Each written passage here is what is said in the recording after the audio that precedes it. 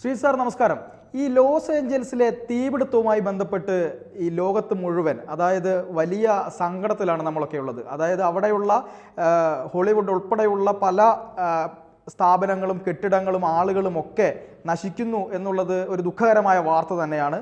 അതിൻ്റെ കാരണമായിട്ടുള്ള കാറ്റിനെ പറ്റിയും മറ്റ് കാര്യങ്ങളെ പറ്റിയുമൊക്കെ ചർച്ചകൾ നടന്നുകൊണ്ടിരിക്കുന്നുണ്ട്. അതിനിടയിലാണ് ഈ കേരളത്തിൽ ചില സോഷ്യൽ മീഡിയയിൽ, അതായത് സൈബർ ലോകത്ത്, ഈ സുഡാപ്പികളുടെ സൈബർ ലോകം എന്ന് പറയുന്നതായിരിക്കും കൂടുതൽ സുഖം അല്ലെങ്കിൽ കൂടുതൽ ശരി എന്നെനിക്ക് തോന്നുന്നു, പ്രചരിപ്പിക്കുന്നത് ഈ ഗസയിലെ ആക്രമണവുമായി ബന്ധപ്പെട്ട് അല്ലെങ്കിൽ അതിനെ പിന്തുടർച്ച അമേരിക്കയുടെ ശൈലിക്കെതിരായിക്കൊണ്ട് ദൈവം കൊടുത്ത ശിക്ഷയാണ് ഇപ്പോൾ ലോസ് ഏഞ്ചൽസിൽ സംഭവിക്കുന്നത് എന്ന രീതിയിലുള്ള പ്രചാരണങ്ങൾ വളരെ വ്യാപകമായി നമ്മുടെ സോഷ്യൽ മീഡിയയിൽ പ്രചരിക്കുന്നുണ്ട്.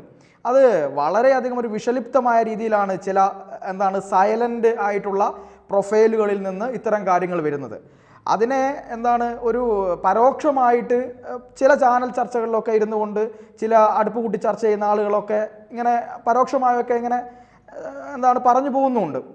അപ്പോൾ ഇത് അത്ര നല്ല പ്രവണതയാണോ? പാർത്ഥൻ നമസ്കാരം. തീർച്ചയായിട്ടും നല്ല പ്രവണതയല്ല. ഒരു കാട്ടുതീ, അതൊരു പ്രകൃതി ദുരന്തമാണ്. അങ്ങനെ ഒരു പ്രകൃതി ദുരന്തം ഉണ്ടാകുന്നു, അതിൽ കുറേയധികം ആൾക്കാരുടെ ജീവൻ നഷ്ടപ്പെടുന്നു, കുറേ സ്വത്ത് നഷ്ടപ്പെടുന്നു. അപ്പോൾ ഇത് വലിയൊരു ദുഃഖകരമായിട്ടുള്ള ഒരു കാര്യമാണ്. നമുക്കറിയാം, എല്ലാ കാര്യങ്ങളും സ്വന്തം ഡിസ്പോസലിലുള്ള ഒരു രാജ്യമാണ് അമേരിക്ക. അപ്പോൾ അങ്ങനെയുള്ള അമേരിക്കയിൽ പോലും അതിനെ കൃത്യമായി സമയബന്ധിതമായിട്ട് അതിനെ നിയന്ത്രിക്കാനായിട്ടുള്ള ഒരു സംവിധാനമൊന്നും തന്നെ അവർക്കും അത് ഫലപ്രാപ്തിയിലേക്ക് എത്തിക്കാനായിട്ട് കഴിയുന്നില്ല. അങ്ങനെ വലിയ നാശം വിതച്ചുകൊണ്ടാണ് അത് പോകുന്നത്. അങ്ങേയറ്റം ദുഃഖകരമായിട്ടുള്ള ഒരു കാര്യമാണ്. അപ്പോൾ അത് വരുന്ന സമയത്ത് ലോകം മുഴുവൻ അമേരിക്കയ്ക്കൊപ്പമാണ്. കാരണം അവിടെ പാവപ്പെട്ട സാധാരണക്കാരായിട്ടുള്ള ആൾക്കാരാണ് ഈ രീതിയിലത്തേക്കൊക്കെ തന്നെ അവരുടെ ജീവൻ അല്ലെങ്കിൽ അവരുടെ സ്വത്ത്, സ്റ്റേറ്റിൻ്റെ സ്വത്ത്, ഇതൊക്കെ തന്നെ അവിടെ നഷ്ടപ്പെടുന്ന ഒരു കാഴ്ച നമ്മൾ കണ്ടുകൊണ്ടിരിക്കുകയാണ്. അപ്പോൾ അതിൽ നമുക്ക് ഈ ഒരു സമയത്ത് ഉണ്ടാകേണ്ടുന്നത് മറ്റേതും തരത്തിലുള്ള വികാരവുമല്ല, മറിച്ച് ഒരു നിസ്സഹായാവസ്ഥ നമുക്കുണ്ട് എന്നറിയാം. പക്ഷേ അവരോടൊപ്പം നിൽക്കുക, അല്ലെങ്കിൽ നമ്മുടെ മനസ്സുകൊണ്ടെങ്കിലും അവരോടൊപ്പം നിൽക്കാനായിട്ട് ശ്രമിക്കുക തുടങ്ങിയ കാര്യങ്ങളാണ് ചെയ്യേണ്ടത്. അത് എല്ലാ രാജ്യവും കേട്ടോ, അത് ഏത് രാജ്യമാണെങ്കിലും അങ്ങനെ തന്നെയാണ്. നമുക്കിപ്പോൾ പാകിസ്ഥാനെ നമുക്ക് രാഷ്ട്രീയമായ കാരണങ്ങളാൽ ഇഷ്ടമല്ല എന്ന് കരുതി പാകിസ്ഥാനിലാണ് ഇങ്ങനെ ഒരു ദുരന്തം ഉണ്ടാകുന്നത് എങ്കിൽ കൊള്ളാം, അത്രയും പാകിസ്ഥാനികൾ മരിച്ചു പോയല്ലോ എന്നല്ല നമ്മൾ സന്തോഷിക്കേണ്ടത്.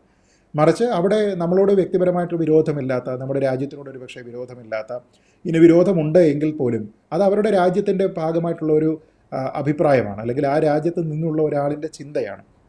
അപ്പോൾ അങ്ങനെയുള്ള ആൾക്കാരെല്ലാം മുച്ചൂടും നശിച്ചു പോകണം എന്നുള്ള ചിന്തയൊന്നും തന്നെ ഇല്ലാത്ത ആൾക്കാരാണല്ലോ നമ്മൾ തന്നെ യുദ്ധത്തിൽ അവരെ പൂർണ്ണമായിട്ട് കീഴടക്കാനും എല്ലാ നാശവും വിതയ്ക്കാനും ഒക്കെ കഴിയുന്ന സന്ദർഭങ്ങളിൽ പോലും മാപ്പ് കൊടുത്തിട്ട് തിരിച്ചു പോകുന്ന ഒരു ചരിത്രം പോലും നമ്മുടെ രാജ്യത്തിനുണ്ട്. അപ്പോൾ നമ്മളിങ്ങനെ മറ്റുള്ള ആൾക്കാർ നശിക്കണം എന്ന് ആഗ്രഹിക്കുന്നില്ല. പ്രകൃതി ദുരന്തം പ്രത്യേകിച്ച് എവിടെ ഉണ്ടായിക്കഴിഞ്ഞാലും നമ്മുടെ മനസ്സ് അവരോടൊപ്പമാണ്. അത് നല്ല രീതിയിൽ തന്നെ അവർക്കതിൽ നിന്ന് തിരിച്ചു വരാനായിട്ട് സാധിക്കട്ടെ, വളരെ മിനിമൽ ലെവലിലേക്ക് അതിൻ്റെ അപകടങ്ങൾ നിൽക്കട്ടെ എന്നാണ് നമ്മൾ ചിന്തിക്കുക.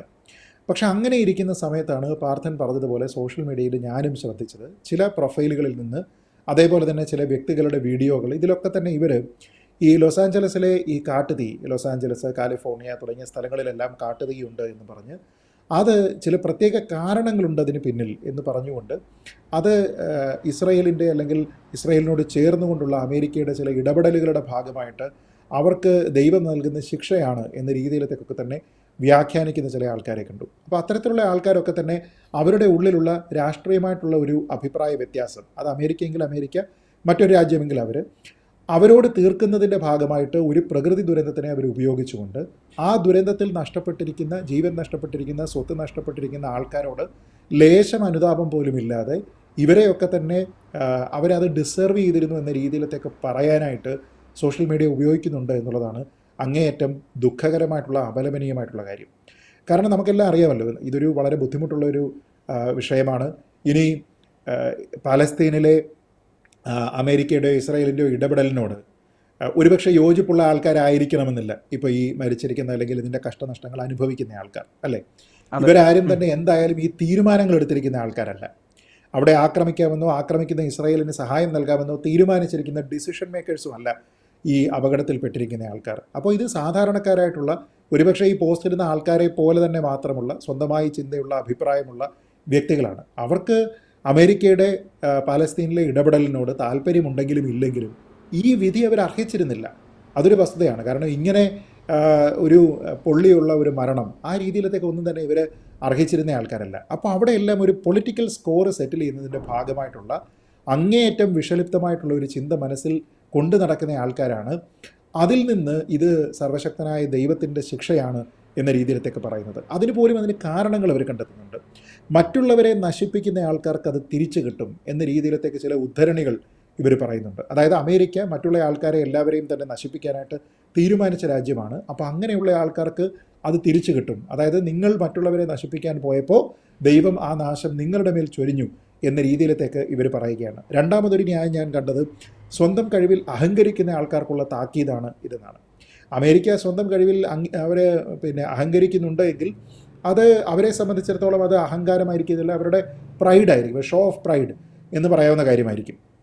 നമുക്കറിയാവുന്നതുപോലെ പല കാര്യങ്ങളിലും വളരെ പുരോഗമനാത്മകമായിട്ടുള്ള സമീപനം സ്വീകരിക്കുന്ന മറ്റുള്ള പല രാജ്യങ്ങളെക്കാൾ വളരെ അഡ്വാൻസ്ഡ് ആയിട്ടുള്ള ഒരു രാജ്യം തന്നെയാണ് അമേരിക്ക. അപ്പോൾ അങ്ങനെയുള്ള ആൾക്കാരെ സംബന്ധിച്ചിടത്തോളം ഫ്രണ്ട് റണ്ണറാണ് അല്ലെങ്കിൽ നമ്പർ 1 പൊസിഷനിലാണ് എന്നൊക്കെ പറയുക എന്നത് കേവല അഹങ്കാരം എന്നതിനപ്പുറത്തേക്ക് അവരുടെ ഒരു ഐഡൻറ്റിറ്റിയുടെ ഭാഗമായിട്ട് അല്ലെങ്കിൽ അവരുടെ ഒരു പ്രൈഡിൻ്റെ ഭാഗം കൂടിയാണ്. അപ്പോൾ അങ്ങനെ കഴിവിൽ അഹങ്കരിക്കുന്ന ആൾക്കാർക്ക് കിട്ടുന്ന ശിക്ഷ എന്ന രീതിയിലത്തേക്കൊക്കെ തന്നെ ഈ കഷ്ടനഷ്ടങ്ങൾ അനുഭവിച്ചിരിക്കുന്ന ആൾക്കാരെ വീണ്ടും കുറ്റപ്പെടുത്തുന്ന, അവർ ചെയ്തിരിക്കുന്ന എന്തോ ഒരു കുറ്റത്തിൻ്റെ ശിക്ഷയായിട്ടാണ് നിങ്ങൾക്കിത് ലഭിച്ചിരിക്കുന്നത് എന്ന രീതിയിലത്തേക്ക് പറയുന്ന ആൾക്കാരാണ്. അപ്പോൾ അങ്ങനെയാണെങ്കിൽ എനിക്ക് അവരോട് ചോദിക്കാനുള്ളത്, എങ്കിൽ ഇസ്രായേലിന് എന്താ സംഭവിച്ചത്? പാലസ്തീനിൽ ഗസയിലൊക്കെ തന്നെ ഏറ്റവും കൂടുതൽ ആക്രമണം നടത്തുന്ന അമേരിക്ക അല്ലല്ലോ, ഇസ്രായേൽ അല്ലേ? എങ്കിൽ ഇസ്രായേലിനല്ലേ ഇത് കിട്ടേണ്ടത്?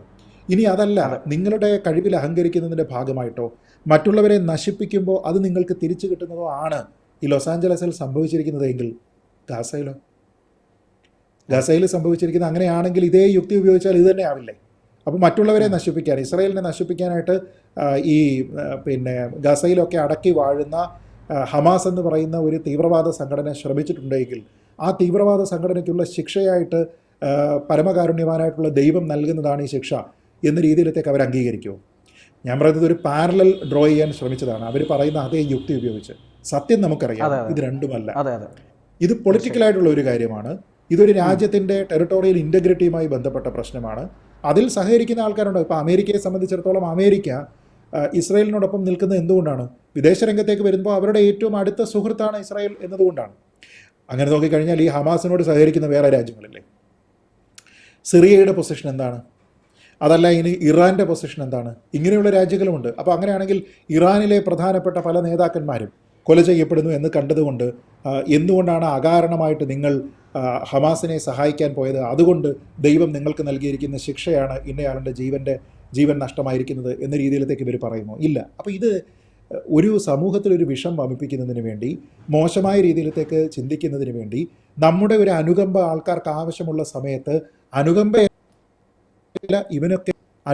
ഇതൊക്കെ ഇവൻ അർഹിച്ചിരുന്നു എന്ന രീതിയിലത്തേക്കുള്ള ഒരു ചിന്ത ഉണ്ടാക്കുന്നതിന് വേണ്ടി കാരണങ്ങൾ കണ്ടെത്തുന്ന ആൾക്കാരോട് അല്പം മനുഷ്യത്വമാകാം എന്ന് മാത്രമേ നമുക്ക് പറയാനുള്ളൂ. അതല്ലാതെ എന്തിലും ഏതിലും മതം, എന്തിലും ഏതിലും തെറ്റായിട്ടുള്ള ചിന്ത എന്നതൊക്കെ കണ്ടെത്തുന്നതിന് പകരം നിങ്ങൾക്ക് കുറച്ചുകൂടി മനുഷ്യരെ പോലെ ചിന്തിക്കാനായിട്ട് ശ്രമിക്കാം. ഇനി മുതലെങ്കിലും, നിങ്ങൾ ഇത്രയും വൈകിട്ടുണ്ടെങ്കിലും ഇനി മുതലെങ്കിലും നിങ്ങൾ ചിന്തിച്ച് തുടങ്ങിക്കഴിഞ്ഞാൽ ലോകത്തിന് ഭാരം അത്രയും കുറയും, ലോകത്തിലെ വിഷം അത്രയും കുറയും എന്ന് ചിന്തിക്കുക. അപ്പോൾ അതുകൊണ്ട് നിങ്ങൾക്ക് നേരിട്ടൊന്നും ചെയ്യാൻ കഴിയില്ല എങ്കിൽ പോലും ഈ ജീവൻ നഷ്ടപ്പെട്ടിരിക്കുന്ന ആൾക്കാരോട് അവരോട് അനുകമ്പയുണ്ടാവുക, അവരുടെ അവസ്ഥയിൽ നിങ്ങൾക്ക് ദുഃഖമുണ്ടാവുക എന്ന രീതിയിലത്തേക്കെങ്കിലും ചിന്തിക്കാൻ നിങ്ങൾക്ക് കഴിഞ്ഞാൽ അവർക്കതുകൊണ്ട് പ്രത്യേകിച്ച് ഗുണമൊന്നുമില്ല എങ്കിലും നിങ്ങളുടെ മനസ്സ് കുറച്ചുകൂടി ശുദ്ധമാകും, നിങ്ങളുടെ മനസ്സ് കുറച്ചുകൂടി നന്നാവും എന്ന് മാത്രം. ഇതിൽ ഒന്ന് രണ്ട് കാര്യങ്ങൾ കൂടെ, അതായത് അങ്ങ് പറഞ്ഞതിൽ തന്നെ ലോസ് ഏഞ്ചൽസിൽ തീ കത്തിയതിൽ എല്ലാ മതവിഭാഗങ്ങളുടെ സ്ഥാപനങ്ങളും വീടുകളും മരണപ്പെട്ടവരിൽ മറ്റു മതവിഭാഗങ്ങളും ഒക്കെ ഉണ്ട് എന്നാണ് ഞാൻ മനസ്സിലാക്കുന്നത്. അങ്ങനെയാണെങ്കിൽ അത് സംഭവിക്കാതിരിക്കണമല്ലോ. ചില മതങ്ങൾ മാത്രമായി ദൈവം ആ രീതിയിൽ ചെയ്തു എന്നൊക്കെ നമ്മൾ കാണേണ്ടി വരുമല്ലോ. രണ്ടാമതായി, ഇപ്പോൾ ഈ സൈബർ ആക്രമണങ്ങൾ ഇങ്ങനെ കൂടി വരികയാണ്. ഇപ്പം ഹണി റോസിൻ്റെ വിഷയത്തിലായാലും ബോച്ചയുടെ വിഷയത്തിലായാലും ഇപ്പോൾ ഈ വിഷയത്തിലായാലും എല്ലാം സൈബർ ലോകത്താണ് ഈ പോരാട്ടങ്ങൾ നടക്കുന്നത്. വളരെ വലിയ ആക്രമണങ്ങൾ അതുപോലെ തന്നെ പ്രചാരണങ്ങൾ അയച്ചുവിടുകയാണ്. ഇപ്പോൾ ഈ കുംഭമേളയുമായി ബന്ധപ്പെട്ട് ചില ഗ്രൂപ്പുകളിൽ നിന്ന് ഈ കുംഭമേളയെ വളരെ വലിയ വിധത്തിൽ അധിക്ഷേപിച്ചുകൊണ്ട് ഈ സുഡാപ്പി ഗ്രൂപ്പുകളിൽ നിന്നൊക്കെ വല്ലാത്ത രീതിയിലേക്ക് വിഷം മോഹിപ്പിക്കുന്ന കമൻസുകൾ ഈ ചാനലിൻ്റെ വാർത്തകളുടെ അടിയിലൊക്കെ വന്ന് നിരന്തരമായി പറയുന്ന ഒരു ഘട്ടത്തിലേക്ക് കൂടി ഇത്തരം ആളുകൾ പോകുന്നുണ്ട്. അപ്പോൾ ഇതും ഈ ലോസ് ഏഞ്ചൽസിലെ കാര്യവും എല്ലാം വെച്ച് പരിശോധിക്കുമ്പോൾ ഒരു വല്ലാത്ത തരത്തിലുള്ള ഒരു വർഗീയതയിലേക്ക് നമ്മുടെ നാട് പോകുന്നുണ്ടോ എന്നുള്ളതും കൂടി ഒരു പ്രധാനപ്പെട്ട വിഷയമല്ലേ, വളരെ ചുരുങ്ങിയ വാക്കുകളിൽ? സൈബറിടത്ത് തീർച്ചയായിട്ടും പാർത്ഥൻ വളരെ മോശമായിട്ടുള്ള പ്രവണതകളുണ്ട്, വളരെ തെറ്റായിട്ടുള്ള അനുകരണീയമല്ലാത്ത പ്രവണതകളുണ്ട്. പ്രത്യേകിച്ച് വർഗീയതയുമായി ബന്ധപ്പെട്ട് നിരന്തരമായിട്ട് അതിങ്ങനെ സംഭവിച്ചുകൊണ്ടിരിക്കുന്നുണ്ട്. സീമിംഗ്ലി റിലിജിയൻ ഇൻവോൾവ് അല്ലാത്തൊരു വിഷയമല്ലേ ലോസ് ആഞ്ചലസിലെ കാട്ടുതീ.